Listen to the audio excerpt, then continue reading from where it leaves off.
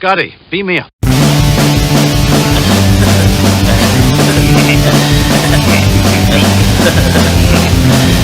Oh.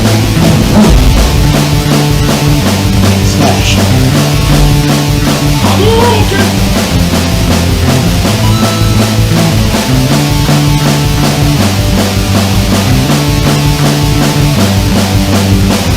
Get over here.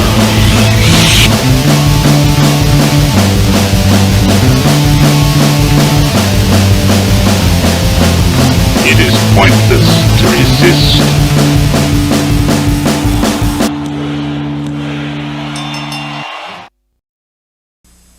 Cookie Crisp. There's Chip the dog and Cookie Crook. Cookie Crisp is what they took. Little cookies they can't resist. Makes them howl for Cookie Crisp. Cookie Crisp. Cookie Crisp. Cookie Cup. All across the country now, everyone's doing the Cookie Crisp now. Cookie Crisp. Cookie Crisp. Cookie Crisp. The howl and good part of this complete breakfast.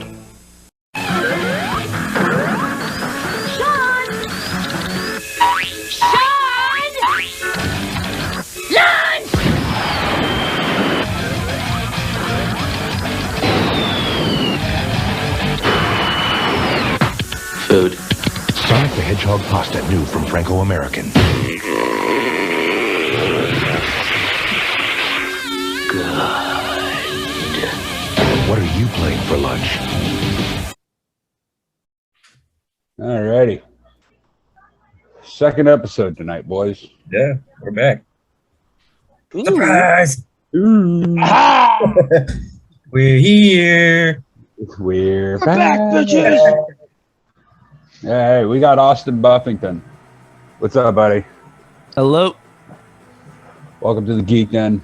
You got a lot of stuff unfolding in your life right now. You were in a band called Left to the Wild. What's going on as far as that goes right now? What you got going on?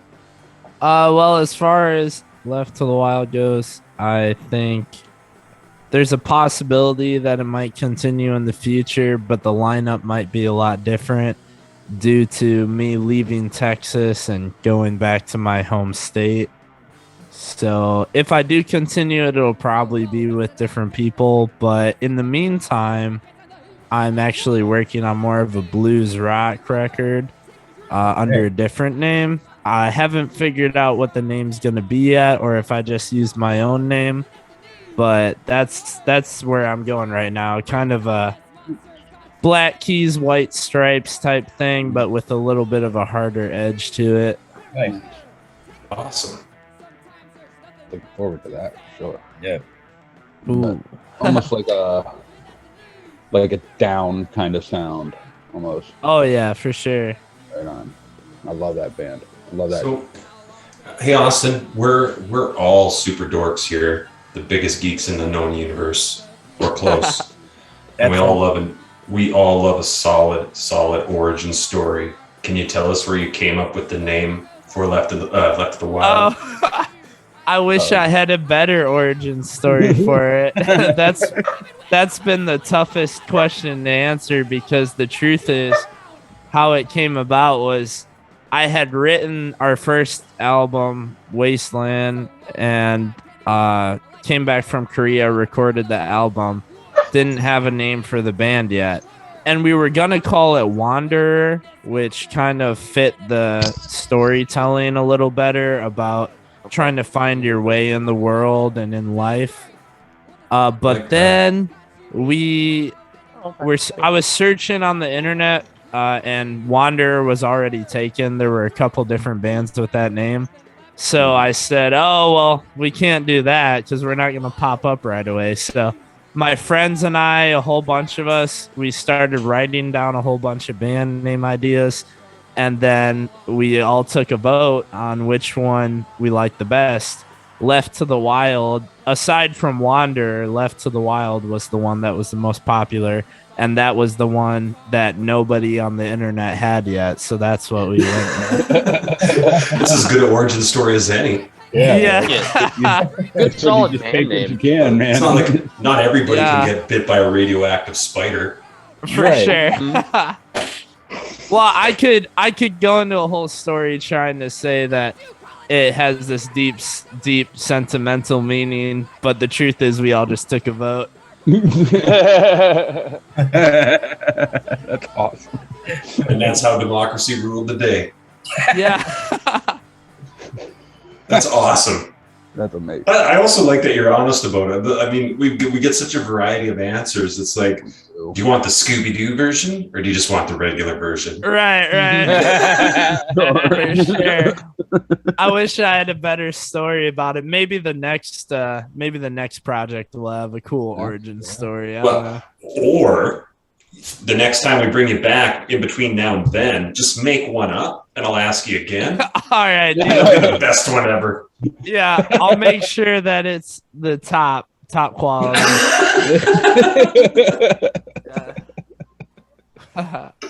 There's a spider and I was in a lab. Okay. Yeah. I'm in. Tell me more. I haven't heard this one before. My next band is called Peter Parker. There you go. Nice, dude.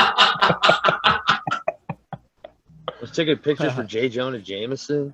Oh my god. That's an even better name right there. There you go. J. Jonah Jameson. There you go. That's a wicked band name. Fucking A, there's a band and the name is Bill Murray, but as one word. And it's it's a great band. I dig it. That is a good band name. Oh yeah. You can pick someone just horrible, like Ed Asner. Like just some guy's name, right? Oh man. Robert Duvall. Yeah. They're a hardcore punk band from New York City. Yeah, right. For sure. Where you go I'm real sorry, deep dive. upstate New York. Upstate New York. Anything north of Queens is upstate. There you go. Yeah, we had what's that? I was just gonna ask, what got you into music, like originally, like? Oh man, well I started. I think honestly, Guitar Hero. I'm not gonna lie. I think That's awesome. Yeah, when I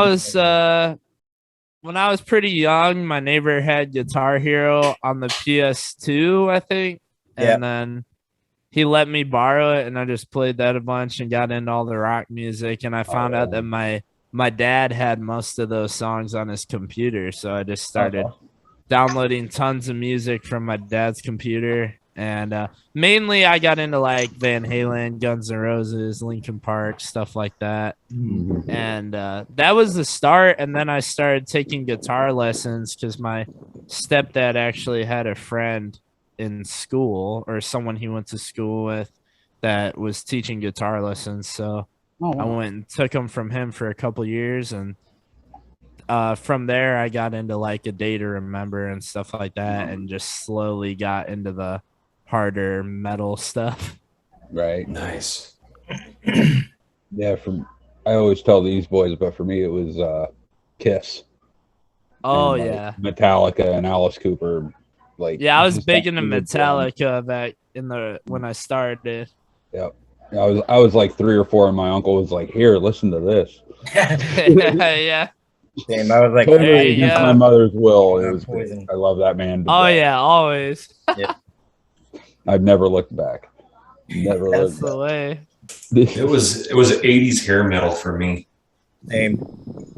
I'm that old. I remember I don't remember the album or the song for that matter. I just remember that the band that I first listened to, and it was an uncle as well, was Poison.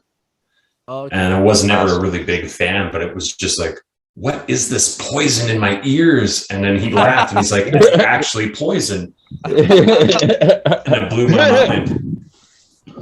Oh yeah. No. Downtown Fair when I was 5. I mean, it was like Poison and Motley Crue, Twisted Sister. Like if they had big fucking hair, that was my jam. Oh yeah. No, my parents always would question my music choices growing up. But I would say, I mean, come on, like, they used to listen to like Prince or whatever. And I mean, now we've got people on the radio that are talking about all this different stuff. Like, how bad is metal really compared to, the modern pop music? I don't know. You don't need to say anymore. Everybody's thinking of the same song that's getting just blown up. Wow. Like, what? A dude with a thigh bone on a vinyl cover is a bad thing, but you're talking about that's like porno stuff. Yeah, right. Yeah. So you hear worse stuff in a modern day radio hip hop song than you do in a metal song. Oh, absolutely, for sure. I mean, metal like is kind of fantasy, right? Generally metalheads are fantasy nerds. They like to tell elaborate stories. That's basically what it is. It's not like all this. I've been reading my diary. Yeah. It's not like all this modern rap stuff that's like getting some real stuff. Yeah. Like, I mean, I'm not even afraid to say it, but like mid to late 90s when you had NWA and rap was really at its zenith. I was super into it. I mean, those guys. Oh, yeah. I don't know if it was the violence fantasy or just how against the system they were. I don't really know what itch it scratched, but it definitely did. Go ahead. Oh, I was just gonna say I don't mean to misspeak. I have nothing against rap. I just don't like the corporate pop type stuff that they put out. Yep. I like good rap with a good message and a lot of, I'm a big fan of Kendrick Lamar, for example, or things like that. But yeah, I just don't like, WAP or whatever. I wasn't looking for a natural segue, but I guess like my only modern courting with hip hop, at least, has been Hamilton the musical. And sure. And I'm super into it. Outside of that, though, it's been punk rock or System of a Down or Hamilton. That's it for this guy. Yeah, System of a Down. I definitely grew up with that for sure. Yeah. The Sugar video. I was just like, okay. Yeah, dude. This is some good stuff that I can get into. Or the live video for Toxicity. Oh, yeah. Yeah. When they do the whole melding, like when they're all dancing inside each other and you can see all four of them. Oof, that blew me away. System of a Down, though, they brought like something back to metal. You know what I mean? Because like in the late 90s, after the whole like Korn fandom, it just started to get so mild. And here they came. Well, System of a Down brought that experimentation back to it. For sure. And they did something a little bit different in that heavy metal was never overly political or politically driven. Yeah. And all of their music is political or social. And they were real big on, if you listen to, I went all in on it when I first started listening, and you read interviews between Darren and Serge, and they're very influenced by their Armenian culture. And so there's a lot of Armenian folk influence in it. And it's wonderfully unique. You don't hear it from anyone else at all. They were very driven by their Armenian history with the genocide and things like that. So yeah, for sure. I mean, they're still not to get too into politics, but they're still leading the lobby in the United States to recognize the Armenian genocide. Damn Skippy. Yeah, it's shit you got to remember. Yeah. One thing I liked about them, though, and this is a more anecdote and a little bit more lighter, they came to Edmonton. I'm from Canada, and a friend of mine said, "Hey, man, I'm in the System of a Down fan club, and I've got 10 floor tickets. Do you want to buy one?" I'm like, "Whoa, all day I do." And the mosh pit was nuts. I got kicked in the face. I think my nose got broken. It was nuts. But my favorite part of it was the guy I was with and I were listening to him talk. He gets up there. He says, "Edmonton is my favorite city. I love the Oilers. da da da da da. And after the show, we're driving home, and I said, he probably says that everywhere. And he says, no. He says, I was in Calgary last night, and they wore an Oilers jersey and said they were a Gretzky fan. I said, are you fucking serious? And then sure enough, because this was Mesmerized, Hypnotized. So they did the Mesmerized tour, then they did a Hypnotized tour. Oh, sure. And we didn't go on the floor for the second show, but we went to it, and sure as shit, he was wearing a Gretzky jersey at the second show. And somebody threw him a joint, and he smoked it. And he's like, okay, now I'm going to fuck up all the songs. And he did. But it was still awesome. Yeah, I mean, yeah. I'm sure he still had the same energy. Yeah. Well, you could really not have that energy in that band, you know? Right, for sure. You got to bring it every time, no matter what your condition is. Way 10 times over the limit. Yep. It's like being a cook in a sense. Like me, I get high every day before work. My routine. It's what I do. So I've blitzed out of my skull all day. I have to be on point.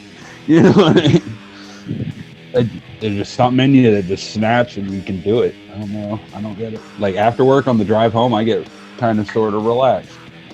You know, because I'm getting back into that chill out mode. So maybe it's kind of the same thing. I don't know. Yeah, for sure. That's everybody but me. I can't work and do that. It's got to be when I know a lot you're ready to clock out. Boom. You're not the only one that looks at me like, how the hell do you function? Yeah, I am.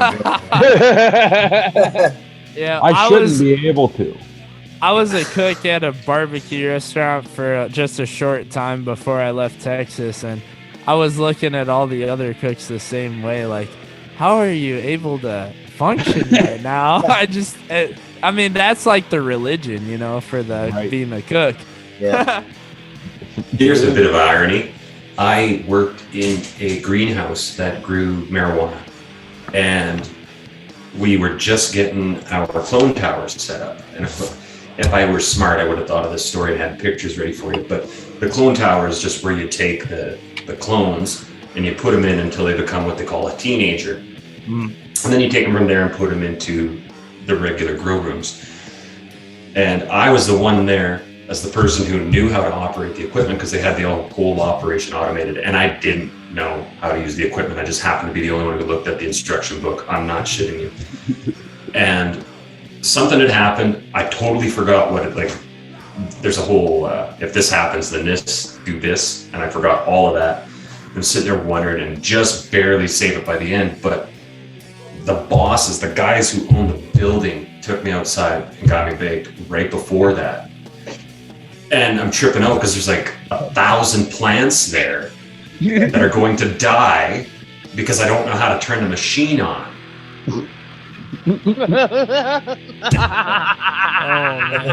Long story short,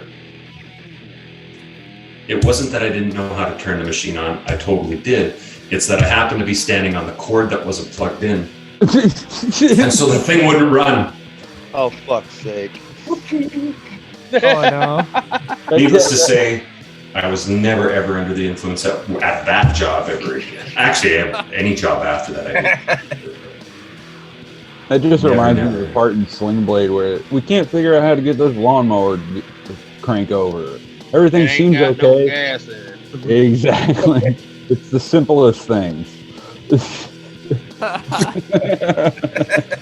Holy But I'm not too embarrassed to say that exact thing happened to me 3 more times over the course of that same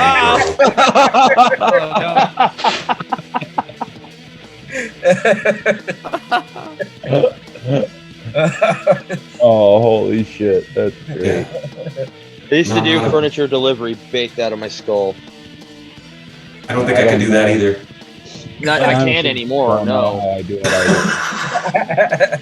As fast-paced as a cook job is, and as stoned as I get, I don't know how I do it, but I do it. Yeah, I'm pretty high. If it work fast, I don't know how you do it. I can't think like more than 2 thoughts at a time, and one of those is breathing. And I'm doing like 3-4 tickets at a time. With that like was 4 the items hardest each. thing. I mean, I tried being on the cook line one time, and it was Man, it was like a Saturday night, and there was 25 tickets at one time. I was losing my mind. I said, "I'm done. I'm just gonna run the plates." You know, it was so much. I mean, it was crazy. It's amazing how cooks like. You know, people talk about how waiters and waitresses don't get paid enough money, but in reality, like at least at the restaurant I was working at, they were getting like $50 an hour on a Saturday. Yeah. And I mean, the cooks are getting $15 an hour and doing way more work and having to keep track of a lot more stuff. Yeah. It was crazy. Yeah, and a lot of the time you're thinking on the fly as well. For sure, yeah. I do. That's when you start to heavily consider rage quitting. Yeah, yeah, right. I'm out. These guys will tell you. I did that a few months ago. Yeah, you did. I did that exact thing. I didn't walk off the job, but I turned in my notice that day saying this is my last day because I can't do it any fucking more. Yeah. They were now pushing I him to got the a great fucking limit. job that I love, and I got a paid vacation coming up in a couple of days. So when I rage quit, it's still a cook. It was the fourth night in a row on an assembly line job, and they put me on a machine they just bought, and I was running the machine. I wasn't even I was there for 4 days, and every night the machine broke. And so you work for the 2 hours the machine works, then the machine crashes. So we're sitting there making boxes for the stuff we're supposed to be packing. And after 3 nights of that, when it broke the fourth night, I said, I quit. And the guy's like, what? I'm like, yeah, I'm done. He's like, what do you mean? I'm like, I'm not coming here to work on a broken machine. And then he says, you can't quit. And I said, oh yeah. And we made all these boxes, and I just pushed all the boxes over and walked out. Like a fucking boss. It was cardboard and it was empty. It didn't have the effect I was shooting for. Yeah. Damn. I just got a message that's going to blow y'all's mind. I'll share it whenever we go to break in a little bit. But Sweet, dude. it's from our last guest that we just talked to. But Ooh, okay. It's his Power Ranger collection, and it's fucking impressive. You're wearing a Morphin Time shirt, Craig. I'll send you what he sent me. we'll even give him a shout out and do a little screen share because that's some badass stuff. I just Yep, I got one too. Give it to me now. I got the green one. Tommy Oliver.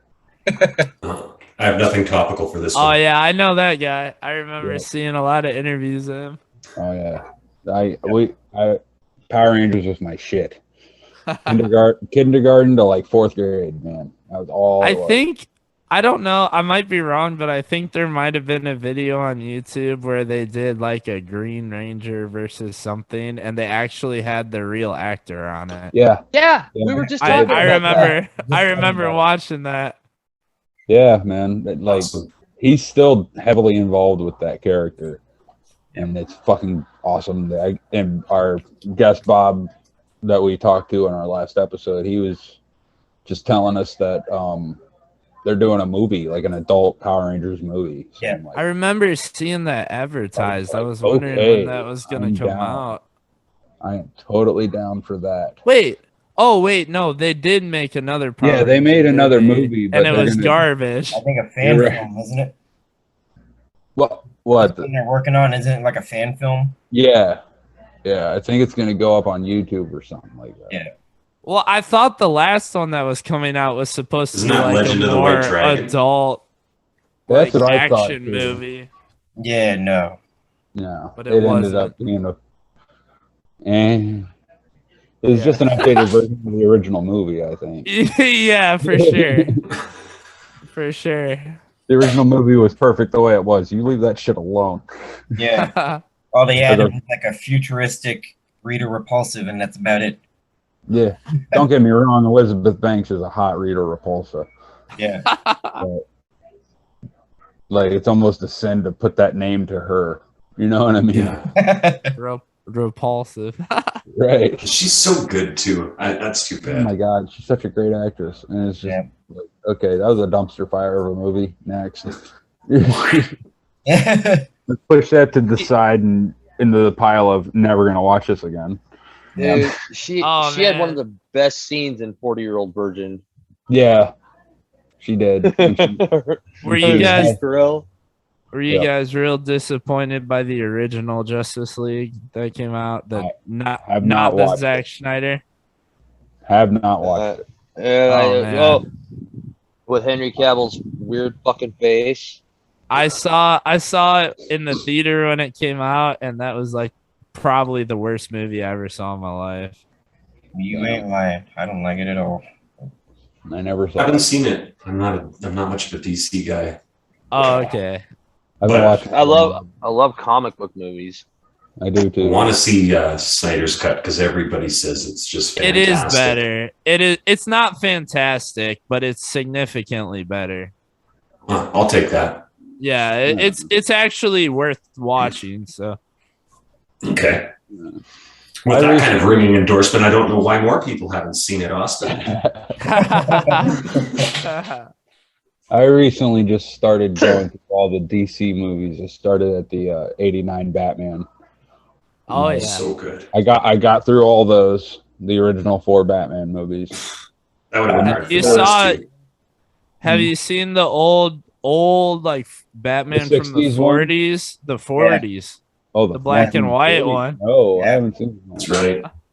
Oh yeah. The campy old school. It was around the same time that George Reeves did Superman. Okay. And it was the Superman came later because that one started out black and white and ended in color. I know that. Yeah. But the Batman was all black and white, and then it was Yep. 20 years off until Adam West picked it up. Yeah. Or the production which is company. classic. Yeah, it's solid. I've seen that one.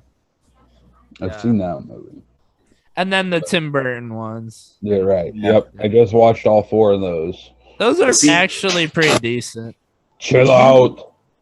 If you compare campy I 60s see. Batman to all the Batmans that catch shit now, like Val Kilmer and George Clooney specifically, those 2 new ones are degrees of magnitude better than Adam West. But Adam West gets a pass for being the one to do it in color first. Yeah. Oh yeah. Because it's like really every single week was stay tuned. Boy Wonder. Zap! Cow. Nah. Yeah. I don't know. One year for Halloween when I was younger, I was Robin from the Adam West Batman. My mom and I were always laughing about there's some episode where he says like, wait till I show him my flim flams. I don't know, it's stupid. Sleeping lizards, Batman. Jiminy Jilliker's radioactive, man. I'm just gonna start using that now. Oh, Wait till I show him my flim flam. Yeah. Yeah, no, I do like the Michael Keaton Batmans. Oh, Those yeah. are pretty good. He's coming I think back. he's a great actor. Yeah, he is coming back. He's gonna Coming play back. The new Flash movie. Yep. Oh, really? Yep. Mm-hmm. He'll Andy be a Muschietti retired is directing. I'm excited. Yeah, Michael Keaton's a good actor for sure. I've been wanting him back in that role for years. Now, according to word around the campfire, is that Michael Keaton's Batman that's coming back is going to kind of sort of act as like a Nick Fury type role in the DCEU going forward. Oh, that would be very fitting. Yep. Right? Yeah. It's definitely interesting. Maybe I It's don't like know enough about Batman. Well, like the Dark Knight Returns Batman, he's like older and Mhm. kind of the start of the Justice League and stuff. It makes sense. Yeah. Then I don't know where to go from there though. Right. Like from Batman and Robin, like I don't know which one to watch next. Oh, man, I don't know. Just watch them all and judge them on their own merits. They're all. I mean, I would watch the Batman animated series. Like Oh, the of course. Man, that's my childhood. Brave and the Bold. I had all those and action the figures. original animated, yeah. And then Yeah, I had all the Beyond. action figures. from Yeah. that. Yep. Yeah, And those still my are mom's great. basement, I believe. You know, Kevin Conroy, who did the voice of Batman in the original animated series, was roommates with Christopher Reeve at Juilliard. Oh. That's awesome. So Batman and Superman were teamed up in real life. That's fucking awesome. Wow. Right? That's insane. I wonder if they hated each other at first. Oh, they were good friends throughout their life. Yeah, talk about how they made terrible toys back then. Oh fuck yeah, I had him. Jeez. I had Two-Face too. Yep. And I also had a Two-Face that what was it? No, it was a Joker. Like he had a backpack on, but you squeezed the backpack and it squirted water out of a rose on his shirt. Yeah, yeah. What do you mean? That's a brilliant toy. Dude, I loved it. I used to fuck with my clever. sister so bad. You've been Jokerized. It pissed her off something fierce. It was great. That's awesome. So then, like, I haven't seen any of the new Supermans. Like, I saw the originals when I was a kid, but it's been long. Like, and I know they don't hold up.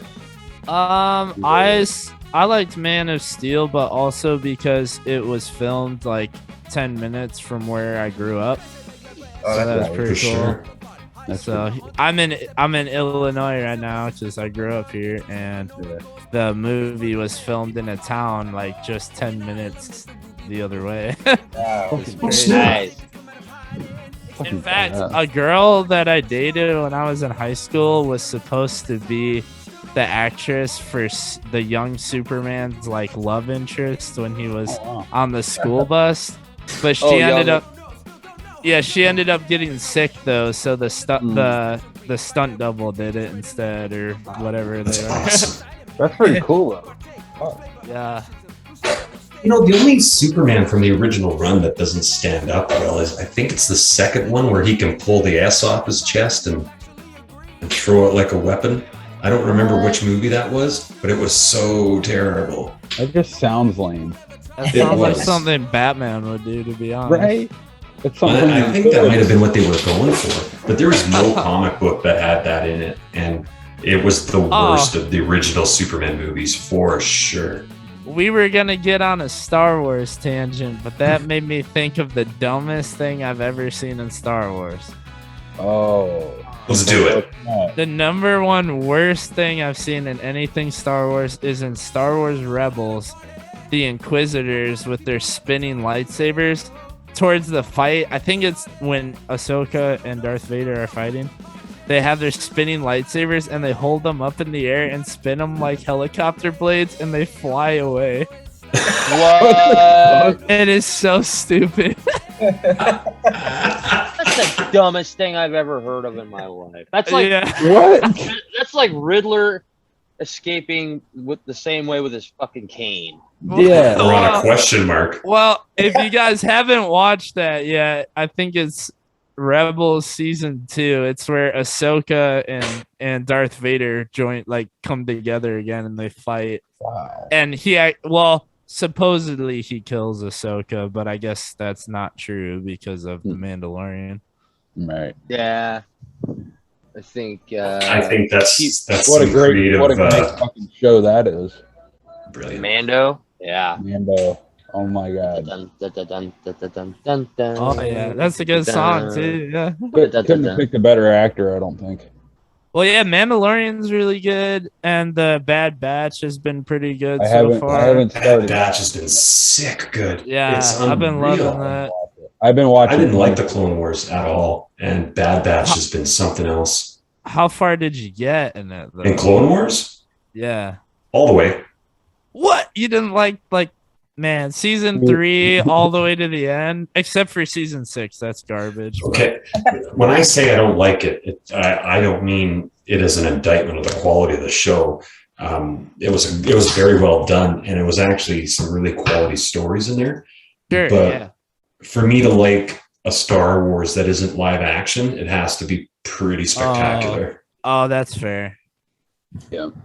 Well, the And- last season of Clone Wars, I think, is really good. To seeing Ahsoka and Darth Maul fight and all that was pretty cool. and tie That it might in be with worth it. Order 66. Yeah, that was a good one. Because that's how Bad Batch starts, was with that order. Yeah. Bad Batch starts at Order 66 with the Padawan at the start of that show is the guy from Star Wars Rebels, Kanan, but that's him as a young kid with a different name. So I know that. Yeah, I know that because I read like most of the comics when the Marvel took over, Okay. and the Kanan comics, he was known as this kid named Caleb, and then when his like Jedi Master got killed by the clones, he ran away and changed his name, and so that's the same guy. Okay. I did not know that. Yeah. Me neither. Well, that's what made the show really cool for me, because as soon as I saw that, which I had read in one of the comics, I was like, oh yeah, because the Dave Filoni and all those guys, they're really like bringing back a lot of the stuff that got wiped away when Disney took over. Well, what I'm really hoping for is Knights of the Old Republic. Oh, it's coming. I'm sure of it. I feel like it's really coming. And I want my man Favreau on it. Like, oh yeah, dude. I can't even say enough about it. It's one of the richest histories, 10,000 years removed from the franchise story. It's ridiculous. I've never ever read another story like that, or participated in, or heard of, where for sure it's just as rich 10,000 years away. Oh yeah, no, it's great. I mean, the games were great. All the comics, all the books were great. I still play them. I can't not play those games. They're so good. Yeah, for sure. I am a Sith today. I've always gone the gray, through really? the middle. Oh, not yeah. me. It's either all the way bad and Or all like the way every good. bad choice, or all the way good and like yeah, take my money. I'm a good guy. No, I'm a, what do you call that? A true neutral? Yeah, that's me. I dig it. Right on. Make I'm a looking monk. forward to the book of Boba Fett. Oh yeah, As me am too. I, yes. Dude. And the end of the Mandalorian just set that right up, and I'm just like, oh. Oh, well, I I want them to loved run it at how the same time. all the new stuff, like with the Rebels and Mandalorian and all that, they've been getting into the like Grand Admiral Thrawn from the old novels back in the day. That's been so cool for me because I read those when I was a kid. Yeah. Well, and that they've tried to keep, to Disney's credit, and I don't have a lot of nice things to say about them, but to their For credit, sure. they're really trying to keep that old canon together. Maybe not Right, as accurate as like- the novels, but they're They're taking. trying to keep the characters and stuff. Yeah. Well, and then you're going to end up with 5 or 6 franchises just out of Star Wars. You're going to have Boba Fett, Mandalorian, Ahsoka, and they were talking about a couple other ones too. And at any rate, if they can do one season at a time, you'll be watching Star Wars all year. Oh, for sure. And I mean, even in the Clone Wars, they had Darth Bane, and was it Bane? Yeah, Bane is the one from the Rule of Two and all that. Yeah, Yeah, that's right. Yes. Yeah, they talked about him, so he's canon now, and yeah, it's cool. Although, I've been trying to stay positive about all the new stuff, but I mean, the last like 7, 8, and 9 movies. Ugh. Yeah, we did a whole episode on that. Sad. Yeah, we On did. Star Wars specifically, but we had a lot to say about how they should have Oh, handled yeah. the third trilogy. Oh, absolutely. Even from the first, like when The Force Awakens first came out, I thought it was pretty cool, but I think I was just excited that Star Wars was back. But Like- looking back on it, it's like, did you just remake the first movie? Kind of, sort of. It's the exact thing. Like I remember what happened with here. They had a big marathon, so I got to watch, and they played it in order. So it was the 3 prequels, the original trilogy, and then Force Awakens. Yep, that's how it One was. after the other. Like we were at the theater for 16 hours, I think. Wow. Damn. And we watched that new movie, and I was there with my boss from work because he's a big Star Wars dork too. and our minds were blown. We went again 3 days later, leave the theater, and he says, I think this is just New Hope. Yeah. Well, because it's cool at first with all the new graphics, and if I could watch all the movies kind of with the new spin on them, it'd be kind of cool. But that's the story is just a copy of the original story, which is boring. If they had made them in order, if they had made them in order, you would hate the original trilogy now. Oh, for sure. Right? It's only because it has the nostalgia to it that makes it so good. Yeah. Well, then we talked about it a little bit too. It broke a lot of ground as far as sound and effects go. Like he was at this top of the world when he was making those movies. And then that's a tough act to follow because it didn't go from what he did to the next progression. It went from what he did to CGI to more CGI. Oh yeah. Well, that's what I was gonna say too. Like most traditional Star Wars fans who have been alive a little longer and were there for the original trilogy, they hate the prequels and everyone talks about how bad they are. But when I was growing up, that's when the prequels were coming out. So I saw the prequels before the originals. So to me, they hold a lot. I feel like to me, they're as good as the originals were to like all of the older generation. Yeah. And I think you'll find that like in 10, 20 years when us old whiny cunts are by the wayside, you're going to hear about the whining a lot less. Oh yeah. Right. Yeah. Because the prequels were awesome. Yeah. Between you and me, old man on his poor heresy. Yeah. I just like that they're creating. It's not that it's better. It's not that it's there's a progression from the worst ones being first to now. It's just George Lucas really started something pretty special that turned into a lot more than I think he ever thought it would. Yeah. And that's what it is to me. So you want to turn around and you want to make a shitty Solo movie or shitty Rogue One movie or whatever, I'm going to watch it. I'm going to love every second of it. I don't care. Oh yeah, for sure.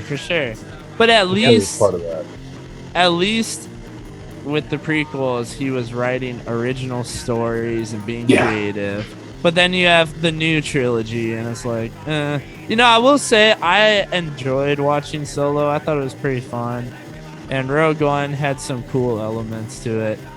So I'll forgive those two, but the new trilogy is just sad.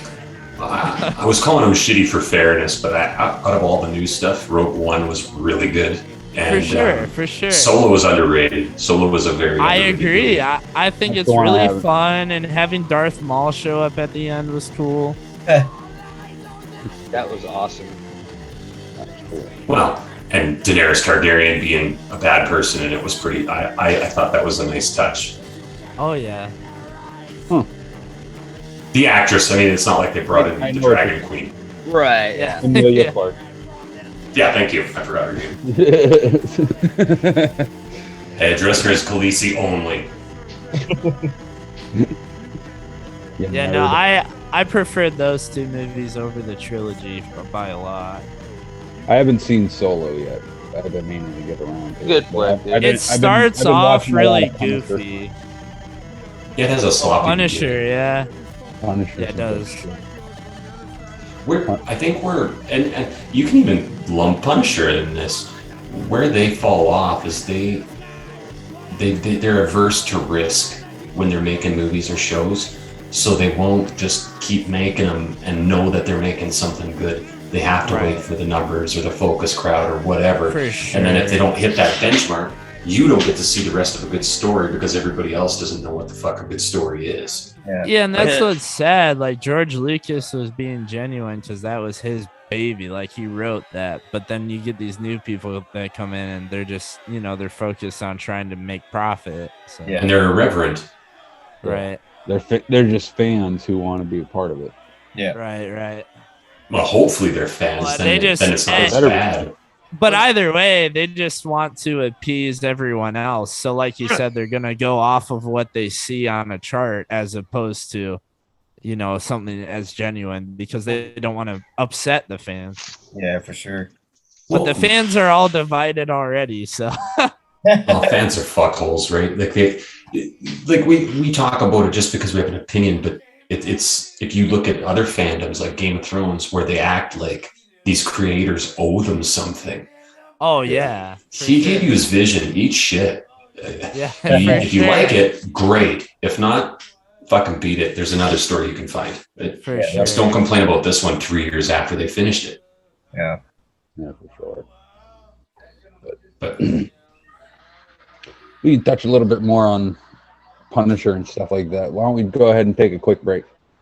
My baby, little Kool-Aid coolers. His brothers think he's square, but that's just his shape.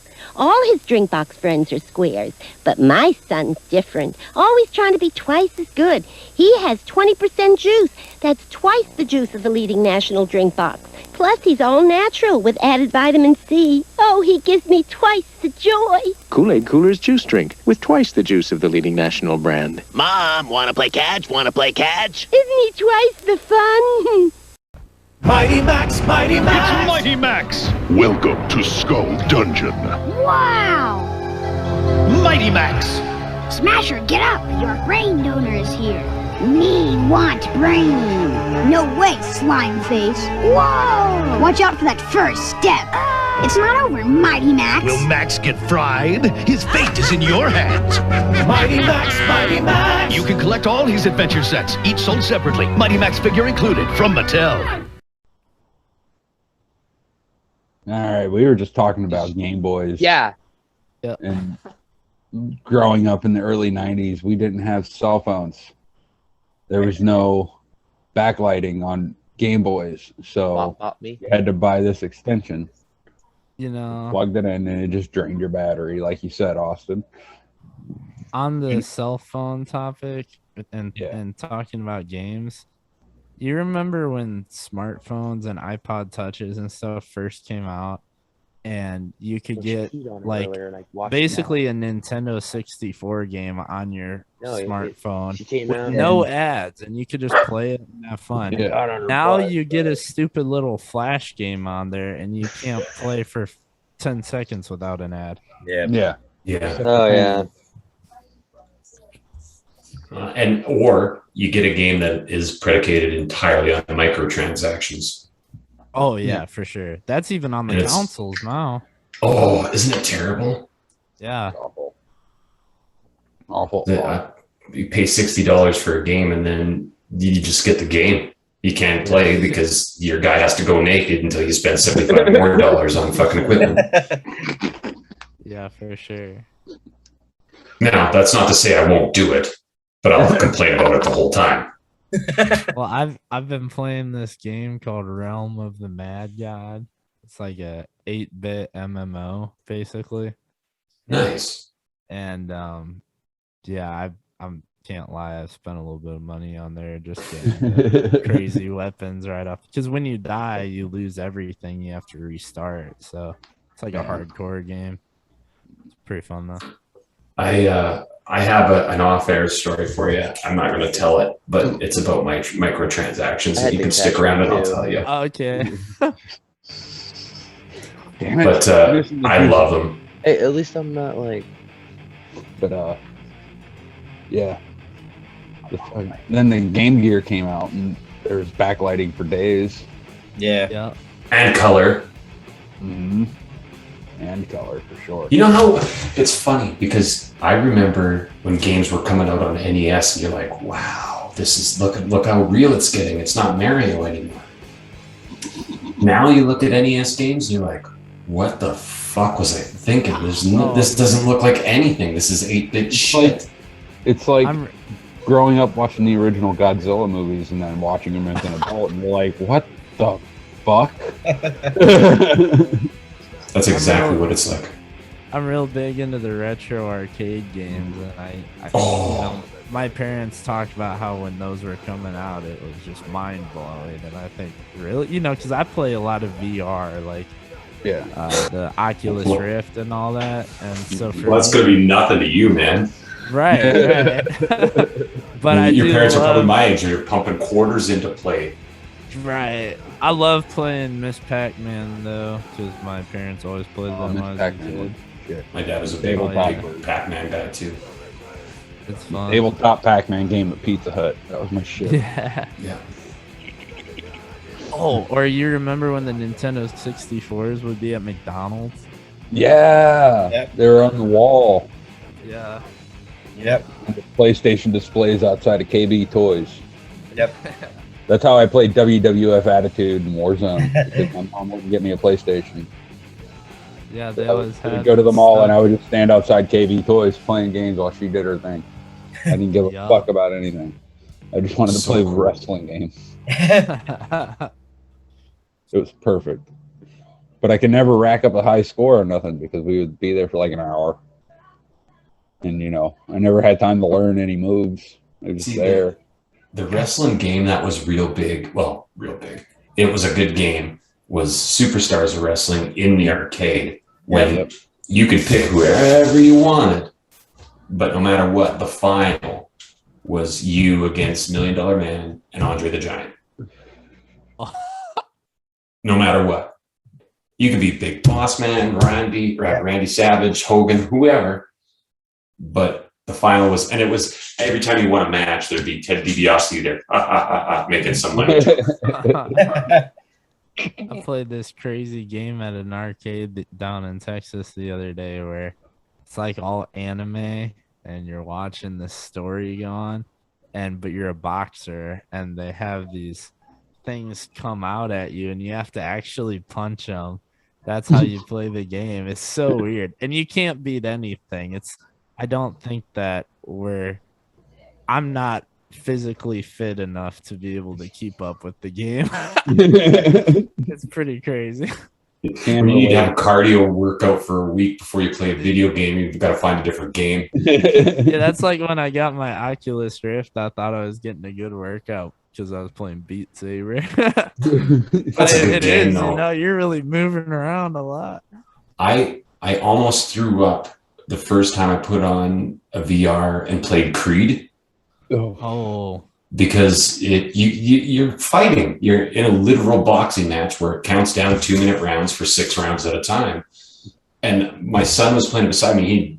He just kept going. But as soon as I finished like the third match, I just slowly took everything off. I'm going to wait outside. And then he said,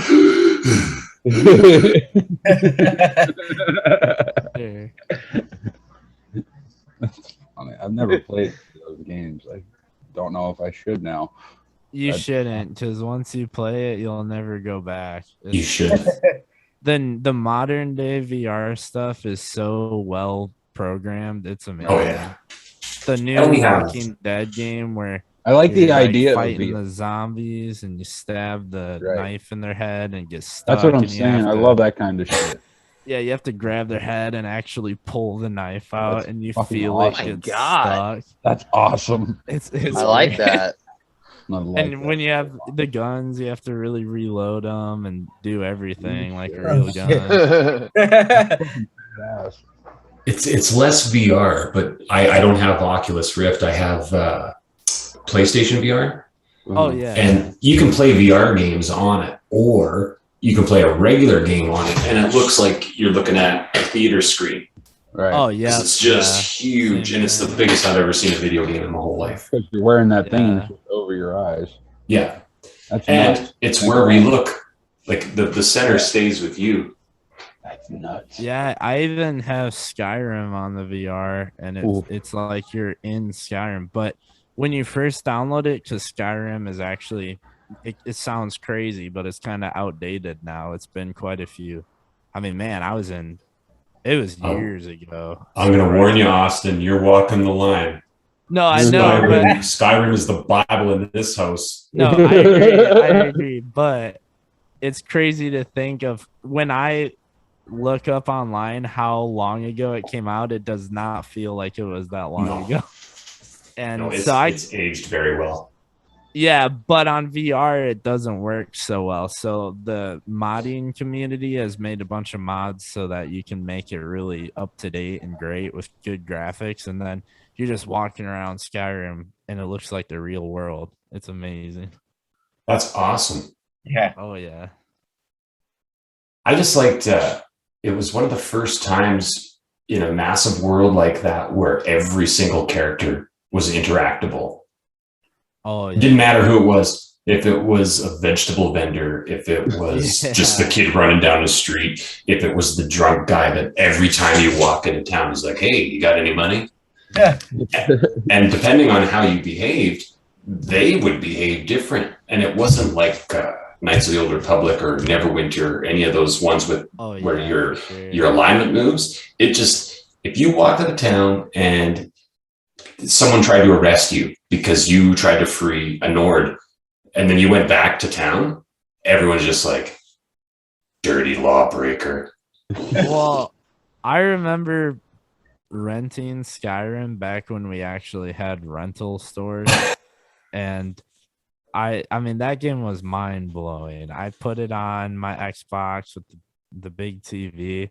And I remember I passed the tutorial and I walk out into Skyrim, and the first thing I did was travel up that first mountain with the dungeon on the top, and getting up there and looking down from the mountain and seeing everything. That was just amazing. Well, then I kind of made my way down the mountain, and one of those frost trolls came over and hit me, and I was still level 1, so I went flying up into the air. Like, I hadn't done it. I had no desire to follow the story. I just wanted to do that. I think I got to level 85 before I started following the story because I hadn't got a platinum trophy. And someone's like, hey, if you finish the game twice, you get the platinum trophy. It's like, well, okay, because that's going to be the only one I can get.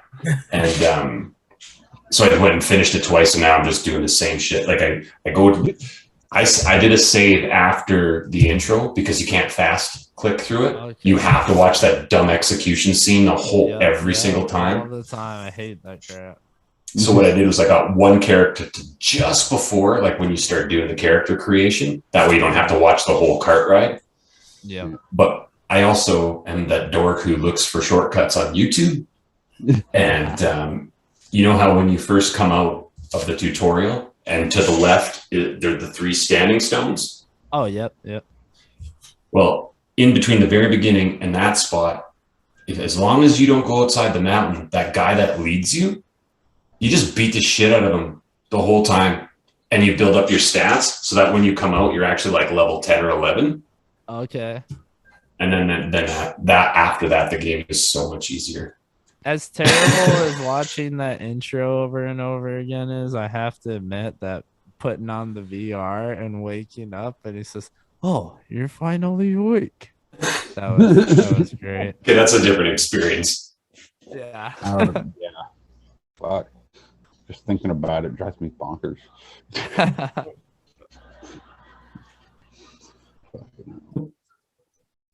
You just remember all the little quirky, I used to be an adventurer like you till it took an arrow to the knee. Oh, did someone steal your sweet roll? Your sweet roll, that's what I was about to say. Or that book, the Lusty Argonian Maid. This is the dumb, like, why do I? It's like fantasy pornography. Yeah. Or Harlequin, fantasy Harlequin. Yeah. Yeah, that game's awesome. We touched a tiny bit on Punisher before we went to our break. I feel like we should probably talk about that a little bit because I've been binging it. Matt's been like, "Oh, you're at that part? Cool." Yeah, I'm Punisher. He's my boyfriend. I don't care who knows. And I told Matt, but John Bernthal, I used to just call him Shane in everything that I saw him in because of The Walking Dead. And if you haven't seen Punisher and it's because of who's playing Punisher, ignore that. Yeah. Ignore that shit because he's not Shane. He's Frank fucking Castle. That totally ruined his identity because everyone just thinks of him as that character from The Walking Dead, which everyone loves to hate. But if you watch Punisher, then go watch Walking Dead, you're gonna feel a whole lot different about that character. Yeah, you will. Like he's not the villain that he seems like the first watch through. You actually get like Frank Castle sympathy for him. You're like, yeah, you just misunderstood, bud. Yeah. Pretty much exactly. But like, that show grabbed me in the first 5 minutes. Easy. Wow. And no show has ever done that to me before. None. How about I can't think Vikings? of one. And it's just, I've watched a lot of TV. I think Vikings grabbed me pretty quick. Vikings, it's up there. It's up there for sure. I love that show though. Vikings is my jam. Too. Great character. If you haven't watched Vikings, definitely. The thing with Punisher though is it was a character that they had to handle very delicately, because the original Punisher, I know it doesn't sound like a lot. Maybe it isn't. Maybe I'm thinking too much, but the original Frank Castle was a Vietnam vet, and the whole war journal thing, like there was a whole war journal run of comic books, and he did a whole bunch of stuff based on that. And to make him modern, he'd be like 70, 80 years old now. Mm-hmm. And the Punisher can't be 70 or 80. It does. No. It doesn't work. So they moved him up, and they did it in I don't think it was the first Gulf War. I think it was actually early 2001, right? Yeah. Either Iraq or Afghanistan. Yeah, and it was. They talk about Afghanistan a lot in the show. So. Yeah. And he's a Marine, like he was in the original comics. Yeah, exactly. And that was the one thing that didn't seem to change. Like James and I talk about wars and stuff in history all the time, and the dynamic, like just the dynamic differences, socially speaking, from the world wars, Korea, Vietnam, and so on. In real life, the context is so much different. And in Canada, some of those wars didn't have the same effect on me that it did on your parents or their parents, like they did here, right? Like it's an entirely different experience. And so when you're thinking, okay, well, if they're making him an Afghan vet, this is probably going to suck because, well, you were around for the politics of Afghanistan and you had an opinion about it. Right. But that show wasn't like that.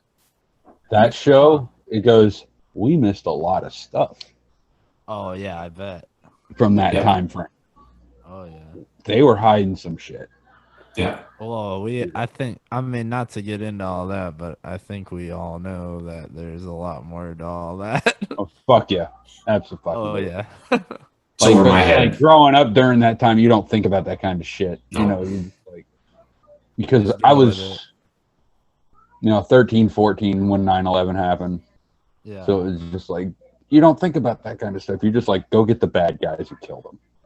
Oh, yeah, for sure. For sure. But as you grow older and, the war is still happening, you're just like, nah, there's something else going on here. There's something else. Oh, there's always something else. Everyone's got their own agenda. Yeah. Anyone that does anything's got something they're trying to go for. So, but to keep with their apolitical theme, I wanted to say that if you haven't watched it, and you too, Austin, the really good part of this Punisher story is how it overlaps with Daredevil. Yeah. Yeah. Oh, see, I haven't watched Daredevil yet. So you need to watch it after Punisher, though, because his scenes they don't make more sense, but what the sense you're going to get from the character is different. Because if you watch through the Daredevil series and get to that part, you have a way different opinion of not who's right and who's wrong, because it's so morally gray that there isn't a right or wrong, but you have the Frank Castle perspective going into it. And so you at least have a little bit of empathy for him, where if you just watch Daredevil, you don't. Right. Yeah, for sure. Yeah. And I saw that Deborah Ann Woll, who plays Karen Page, is in Daredevil as well. So I like when they do that shit. Not for nothing. In comic lore, that character is a Daredevil character. Okay. Yeah. She might have shown up in Punisher. I didn't see it growing up, but that was his. Never mind. I'm not going to tell you.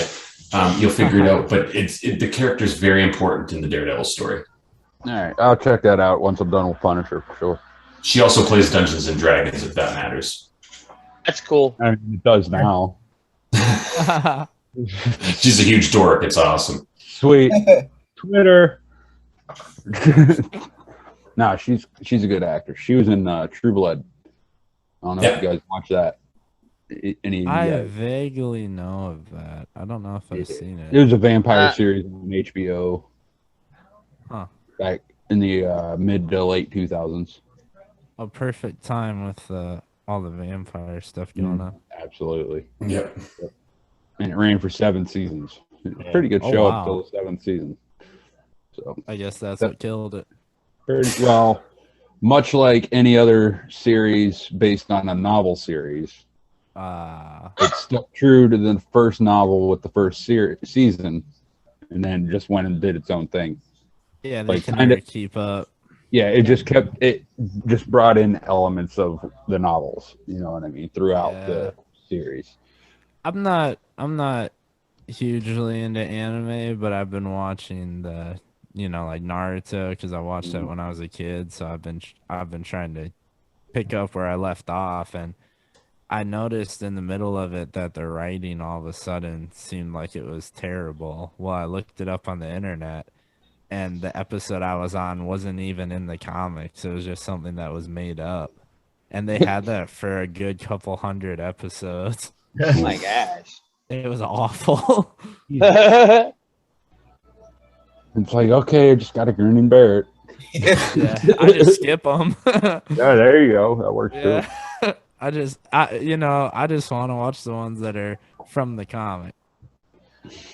Yeah. Right. And that's the dig on. I mean, if you want to look at the larger MCU universe, is what I used to love about the old Marvel. Of course, I have it in the wrong spot.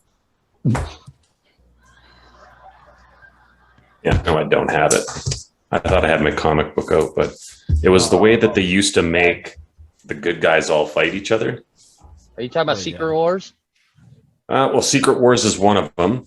Or Contest of Hulk Champions versus the Thing, or Wolverine versus the Hulk, or Daredevil and Spider-Man, Daredevil and Punisher. I mean, the crossover on Netflix was the first time they tried to do that in my adult life anyway. Right.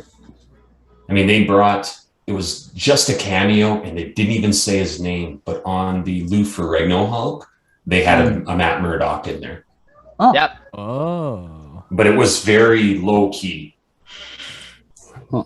And one of the first Marvel crossovers was like it was like you said, Matt, Lou Ferrigno and Thor. Yeah. Yes. Thor. I remember that episode. And I like the design of that Thor. Yeah. Yeah. They did a very good job. Mm-hmm. And Matt, don't you get to like kind of sort of see Lou Ferrigno in person? Yes. Next month. You get to meet the Hulk. Yeah. I'm going to see if he'll pick me up. Oh, Yeah. please do. Please do. He's tough. He's a big motherfucker. Lou's an awesome guy. Don't piss him off like Jason Segel did. What's your beef with Lou Ferrigno? He'll choke you out. Yeah, no, I'm not gonna. He'll put you in a sleeper hold on Hollywood. It'd be like, I mean, that's one of the last guys from that era. Yeah. That wasn't Stan Lee. That was that important to the story because it was one of the first times that they brought it to the screen. Yeah. I remember that very vividly as a kid was Lou Ferrigno as the Hulk. Yeah. Do you remember the trial of the Incredible Hulk, Matt? Yes. That was Stan's first Marvel cameo. He was a juror. Yep. And I didn't know it when I saw it. In fact, it was right because he's really young looking. Yeah, it came up in a conversation. It was like, "Hey, did you know that he actually started making cameos in the Lou Ferrigno?" I was like, "I've been around a long time. You're full of shit." Guess who's wrong? What would you think about the new Disney Marvel remaking X-Men? I say Reserve judgment. I'm gonna withhold my judgment until I see a finished product. Yeah, that's fair. That's all you can do. I wasn't happy with the Avengers again, not because it was bad, just because I didn't like it. It was well done. It was a rich story, but I grew up with the Infinity Gauntlet. That was the very first comic story that I bought all the comics myself with my own money. I read them. I was drawing them. that story was the very first story I personally invested in. And for MCU and Disney to just change almost the whole thing, it hurt. And it's not the women being active, it's not the Black Panther being active. I could care less. There's a base part of the story that they completely cut out. And it eliminates a lot of the familiarity with Thanos. And also you don't get the sense of frantic that you got in the comics, that like in the movies, you just don't feel it. But in the comics, you didn't have that thought that, okay, they're going to save the day. You're like, this is how Marvel ends. Yeah. And in the movies, you knew it wasn't going to. You knew that they're there to make money. I'm sure you guys can probably relate to this, but when I was younger, before Marvel was becoming a big thing, I was into all the comics. I had a big collection. Well, then I felt like I had really invested in this, and that was like my fan thing at the time. That and Star Wars.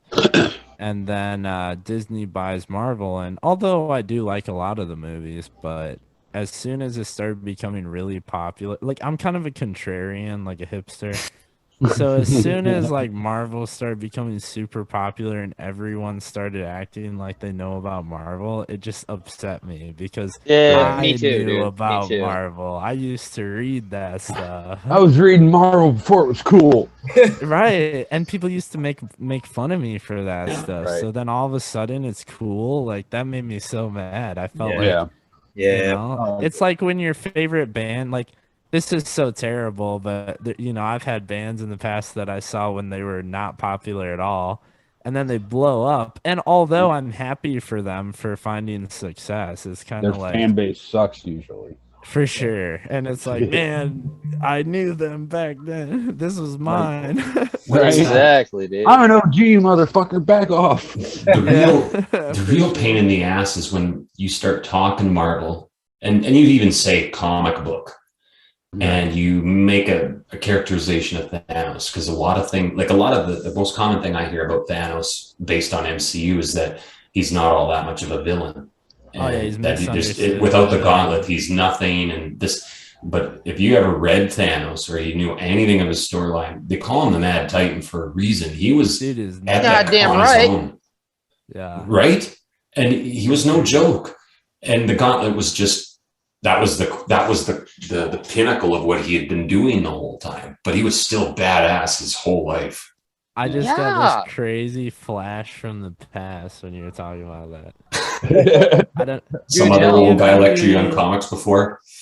Well, no, do any of you guys play like tabletop games like you know, D&D or Warhammer or whatever?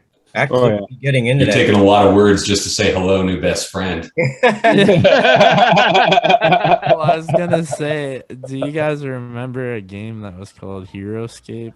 Yep. I never played it, but I was remember it. my favorite. I still have most of it upstairs, actually. And the first time I'd never heard of Thanos was I had gotten this Marvel Heroescape set, and they had Thanos in it. And that's how I got into like all the Infinity War comic arc, things like that. That's awesome. That's sick, dude. That game was so fun. I really enjoyed building the worlds and everything. Well, and it's like that was a game with DLC before the internet. Oh yeah, for sure. Because there's so many expansions and so many little add-ons to it, and they were awesome. Yeah. And intense, like setup was like an hour, or well, depends how fast you were, because I'd get distracted. And I could not build a board because I was younger. I mean, if I built one now, I would make it for playability. But at the time, I was young, and I refused to build a board where I did not use every single piece. So I had all these sets. I mean, I could cover like 3 tables, and I just had to use every piece. Like Calvin Ball on the tabletop. Talking tabletop games like that. You guys ever play a game called Zombicide? Oh, I just saw that at the store the other day. Actually, it's a relatively new game, right? That's a game it's fairly new. Definitely the last 10 years it's come out. But they just made an expansion to it, I think. Yep, there's several expansions to it. Yep. Okay. It's a couple $100, but it's a game that's fun. It is so much fun. If you're, it's for D&D guys like you, Matt, but it's zombies. Yeah, I'll play anything. It doesn't It's matter. amazing. It's an amazing, amazing game. You fight me. Matt, do you remember some role-playing games from the 80s? Like, my cousin gave me some, like, I want to say like a DM type book for a couple of games. One was called Time Riders, and the other was Death Valley Free Prison. Those sound fun. I never heard of them, but And well, the company that made them was called Ice. Huh. Yeah, and I, for the life of me, don't know what the hell I did with those books, but I just figured a DM like yourself, you know, would maybe have heard of them. I've heard of Ice. I haven't heard of those games, but find them, because that, like, if you had the original Red Book for D&D, that you're talking Spider-Man #1 money. Yeah. Oh, that makes me sad because I don't know what the hell happened to those books that Sam gave me. And I had two more as well. One was for like some like cyberpunk in Europe or something like that, and it was made by the same company. And Those are like, fun it had too. Character profiles and how to play the game and shit like that. It was. I didn't have any nerdy friends to play with. Well, you must be. That's the irony of Dungeons and Dragons. The nerdiest game on the planet requires friends to play. Joseph must be located pretty far because it's still daytime for him. He's in Oregon. I'm in Oregon, Austin. Oh wow, okay, yeah, way over there. I don't think we're in the same time zone anymore, are we, Joe? No, we're not. I'm about 20 minutes away from Portland. So you're Pacific Wow. now. Yeah. I'm in the Pacific time zone now. Yeah. So you're 7:35. Yeah. The Megan just put the girls down for bed. Oh dang! Right on. Yeah. Yeah, I was it's dark as gonna shit here in PA. say, what's that? They said it's dark as shit here in PA. Oh yeah, here too. I'm in my basement, so I can't even show you, but it's still sun. The sun. Well, we're in the summer of forest fires here, so we don't really get the sun. Yeah. It is daytime though. It was rainy today though, so there was really no sun out. You were talking about Spider-Man #1 money. Oh, my headphones. Wait. I was gonna talk about. I had 2 comic issues that I just found out recently. Not that they're worth like crazy money, but they were worth some money. One of them was Spider-Man versus Molten Man. Apparently, that was like $65. Nice, dude. It was like, I think it was Miracle Man issue 15 or There it something. That was $140. This is the one I was talking about though. Oh wow! And that's the original run. Hulk versus What in 112? Yeah, man. 15 cents. Wow. This is one of the early Silver Age ones. Holy shit. Wow. That's incredible. And this one's not as old, but this is my favorite one because I haven't even opened it yet. I showed the guys this one before. Death of Superman. Yeah. Lick. Does it have the armband? Yeah, I haven't opened it at all. Like that. Nice. That black case still. It has a list of what's in it on the back. There's the armband and some poster and something else. All that's still in there. Matt, It's probably the poster that Dan Jurgens designed of the Superman's tattered cape as like looking like a flag, you know. Oh, And it says "Death of Superman." Superman 75 with fold out splashback cover, full color memorial poster, full color commemorative stamp, Daily Planet obituary, black morning band, and exclusive Skybox trading cards. Jesus. Wow. Don't open nothing. I can't. Tempted to open it up. Don't open. No, don't. Don't let that breathe. Let that set for another 20 years. Oh, yeah. I shouldn't let it breathe. Austin, I don't open any. A second. Show him. See? Oh, great. You're going to make him cry. Oh, yeah, the pop figure. Floor. I lost you. Hold on. Well, your screen went small. Oh, shit. I haven't got set up yet here at the new house, so I haven't got to put all my geek shit out. Yeah, I've actually recently parted with most of mine. Well, it's actually a really sad story. Oh, don't make me cry, dude, please. Yeah, it's pretty sad. Oh. When I was leaving Texas, I was temporarily staying with my friend in his apartment, and he was up on the second floor. And I had all of my comics, CDs, because I still collected CDs, records, movies, books, like all that stuff. I had it all in one plastic box. I was trying to cram it all in because I found a little space in my car to fit it in. Well, it was heavy. I mean, I could barely carry it. So I'm going to the stairs, and the plastic box starts to crack, and the whole bottom comes out, and everything hit the stairs, and anything that was like a CD or a disc just shattered. Oh. Luckily, some of the books and stuff survived, but yeah. That hurts. Yeah, and like all my games, all my CDs, my records just kind of shattered. Just leave everything. Years of work. I mean, some of those records were ones that I had gone to concerts and gotten them signed. And Moment of silence for Austin's cool shit. Fucking A, right. That's rough. bad. Yeah. But luckily, I mean, some things survived at least. But yeah, it was pretty rough. But yeah, That's quite the move, man. From Texas to Illinois. That's across the country. Oh yeah. Well, I grew up in Illinois, and then I moved to Wisconsin when I got out of high school. But then I actually joined the military, and that's why I was in Texas, because I was stationed down there. Thank you for your service, dude. Oh yeah, for sure. But then when I got done with it, I decided to go back home because I hadn't really been with my family much for a couple of years. But still, see, like James has a couple stories. Even Joe has a couple stories. Craig moving from state to state. I've never left this province ever in my whole life. No, I mean, sorry, I've left it, but I've never lived outside of it. Never. Well, it doesn't. It almost doesn't feel right, like not being at home. I don't know how to put it. I'm really happy that I'm back here again. Yeah, no, I did. No shit. Like once I was back home, like I still want to do traveling. Yeah, it's not as fun as it sounds. It really isn't. I enjoy traveling, but like having a home base is important. Yeah, for sure. And on your own You have terms. friends and family. Yeah. Yeah, you get to go to XYZ, but someone's got to scream at you the whole time you're there. Well, I'm not that interested. Right. But like, When, I'm not that's how- from yeah. Pennsylvania, but I did grow up here. You know what I mean? Like, I wasn't born here, but this is where I spent my formative years. Yeah, But like Dee mentioned, though, you moved through a couple different states. Oh, And yeah.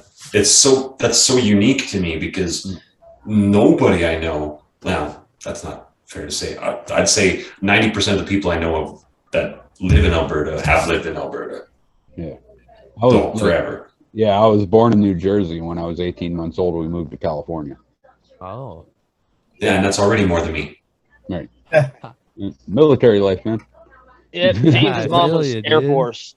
Both That's my right parents too. were It's Air just a big deal there too. She was a master sergeant. Yeah. Yeah. Wow. Both my parents were. Wow. But yeah, some things happened. They split up. I feel you there too. But mom raised me. She finished off her service, and while doing like school shit for childcare, she was in the Air Force doing school for childcare and raising 2 kids by herself. Wow. So, yeah. Woman's a psycho. Mute it. Yeah, that's hard. Sick woman. Domestic dispute. No, they're laughing. Off camera fight. Shut up, Matt. Oh man. Yeah, I went to Korea for a little bit. That was actually surprisingly pretty cool. Yeah, you mentioned that. How long were you in Korea for? About a year. It was like 9 months or something like that. But it was pretty fun. Like they not quite like Japan from what I saw, but it was when you go down into the capital city, it kind of looks like you're in a sci-fi movie. So that was pretty cool.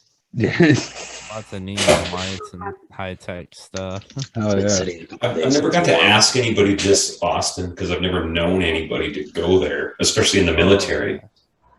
But is that border is it just that tense right there? Oh well, I never went right to the border, but when we were training, we were training like I think like 20 to 30 miles from the border. So we were shooting the tanks off and stuff like right next to it, but I never actually saw the border myself. Damn. Joe, you with us? I'm here. In spirit only, I've gone translucent. Oh my God. Austin with his voice. But oh crap! No, this is actually a good time to catch a break because I gotta hit the John again. Yeah. Yeah, it's actually getting pretty late too. Oh, I might have to wrap it. Might be a good time to let you go and have some sleep then. Yeah, that's not a bad idea. For me, it's a lot later than for Joe. As you can see, he still has plenty of energy. Yeah, right.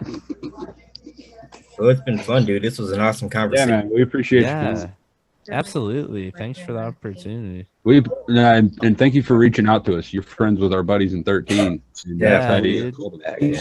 Austin, is there a place to download the new stuff that you're doing? Oh yeah. Well, the new stuff is not real. I'm still making it. So it's basically in the works, but it will be on Spotify and everything after I'm done with it. But awesome. all the Left to the Wild stuff is up on all the different websites. Awesome. Yeah, and that's good. We'll blow that up too. Oh, thank you. I've been digging that. Yeah, it has like that late '90s, early 2000s metal. Yeah, feel. dude. Thank you. Well, I'm always excited when someone says blues, and you said that's what the new one is. And I mean, Left to the Wild sounds great, and it's right in my wheelhouse for just loud and energy. But I like something that pulls me out and finds me somewhere else too. So I'm looking forward to your blues stuff, man. Awesome. Yeah, I like a lot of folkier stuff and bluesy stuff too. And it doesn't always have to be like 100 miles an hour. You know what I mean? Yeah. And I got to mention this: the Everlong cover. Oh yeah. Very, very well done. It's Thank definitely you. an interesting take on that song for sure. I appreciate that. I'm gonna look that up too.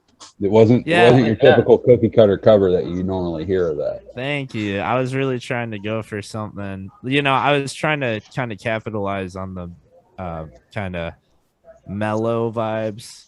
What's the melancholy? I feel like that song has a melancholy feel, so I was trying to really for sure put the lo-fi melancholy sound to it. Mm-hmm. Yeah, like it's a hard rock song, but it's also really, like you said, Austin, really mellow. It's got a lot of nostalgic feel to it. Yeah.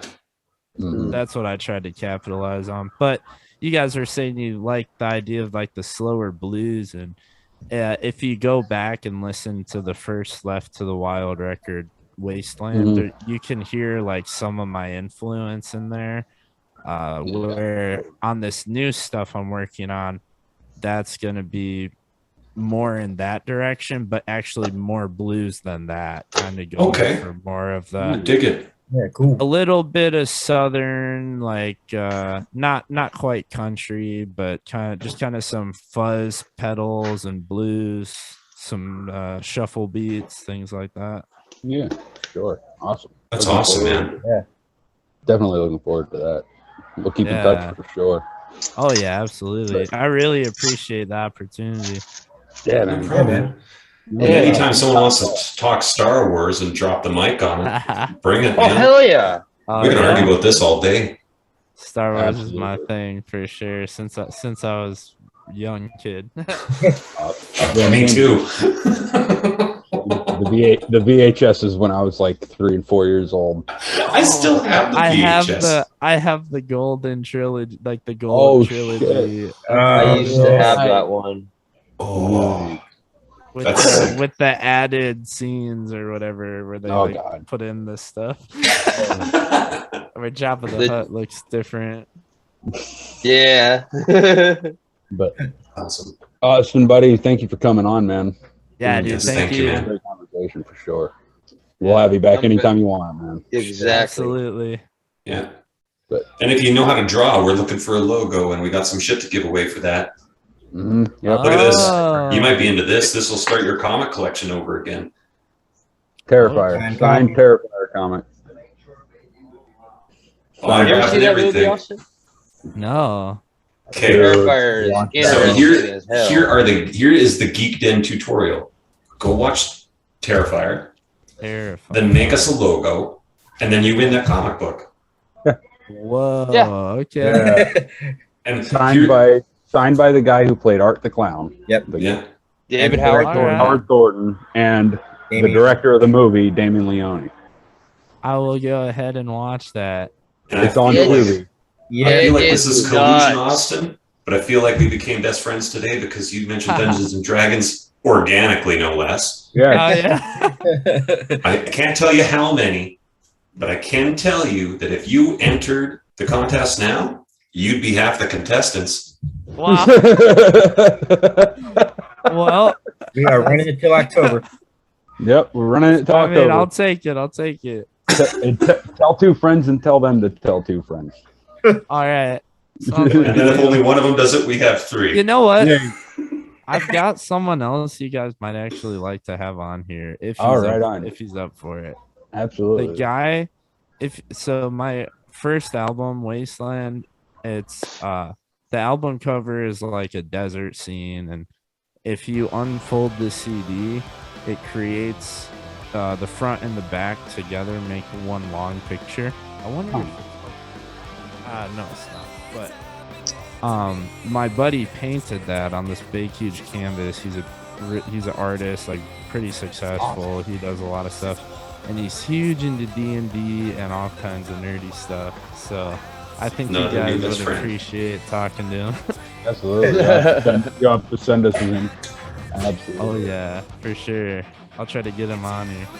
Next time I'll make sure to have my gear in here too. Like this is just my collectible room. I don't keep my D&D in here, so I can't show you anything. When he's there's, on here, but there's a reason sure we call him get the into Mad. the D&D. Yeah. There's a reason we call him the Mad Mage. Yeah. Oh. He wields the staff of Magius. That's why. That's awesome. You've been holding out, Mage. I've never seen that before, It's awesome. too big, Joe. If I swing it around, then I knock shit over. I don't want you to do that. No. No. I think we're going to go ahead and wrap this up. Austin? All right. Buddy? Thanks for coming, brother. Get you some rest, man. Thanks for coming on. Yeah, man. Yeah, dude. Anytime you want to come back, just hit us up. Awesome conversation, brother. Yeah. All right. And this was fun, boys. I Fun loved night. it. Back-to-back episodes. A hell of a way to ring in the 20th, I'd say. For fuck's sake. 20th episode. Yeah. Right, exactly. Insane to think about. So, bring in a veteran. We talk about Punisher, D&D. Where on the first 420 episode, we were just stoned and stupid. This is a progression. I'm still stoned and stupid. You see it? The only way we can go is up, boys. We're coming. Absolutely. Right. We're coming for you, Hardwick. You hear me, you son of a bitch? We're coming after you. Hardwick, get your ass down here. As always, the Greasy Spoon, Surly Smurf, G.I. Joe, Mad Mage, Punk Rock Geek Den. Take care, guys. Annoyed hates hot quality pizza. He loves to make your hot pizza ice cold. Call Domino's Pizza and avoid the noise.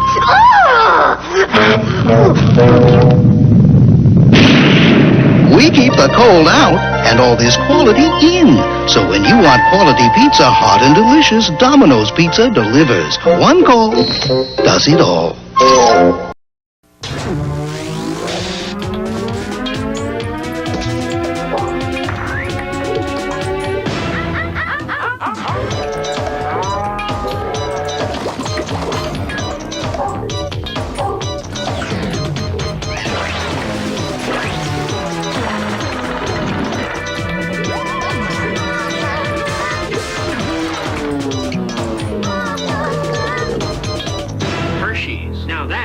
at ease.